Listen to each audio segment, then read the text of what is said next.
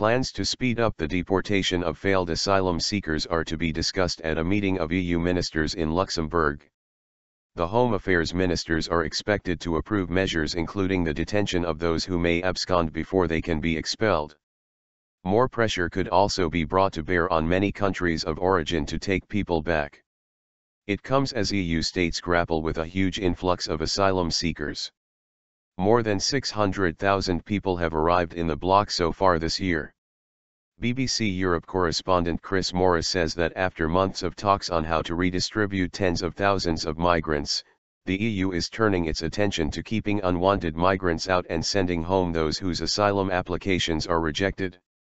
However, there is a limited amount that the EU as a whole can do, as deportations are the responsibility of individual member states, he adds.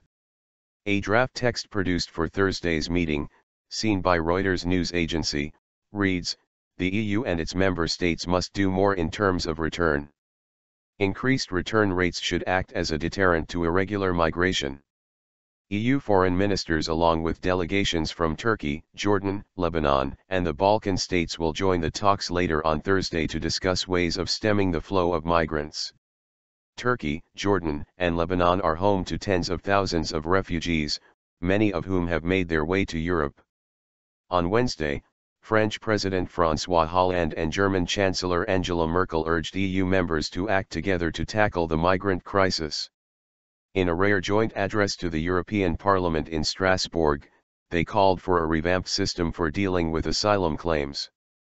Ms. Merkel has been criticized by some in Germany for openly welcoming more refugees. Germany has taken in far more migrants than any other EU nation, while others have refused to sign up to a quota system. Ms. Merkel told European MPs, "In the refugee crisis, we must not succumb to the temptation of falling back into national action. Quite the contrary, now we need more Europe.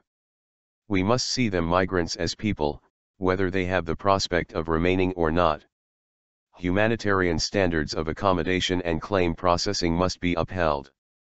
The EU launched a new operation in the southern Mediterranean on Wednesday in which naval vessels will be able to board, search, seize and divert vessels suspected. Until now, the EU has focused on surveillance and rescue operations.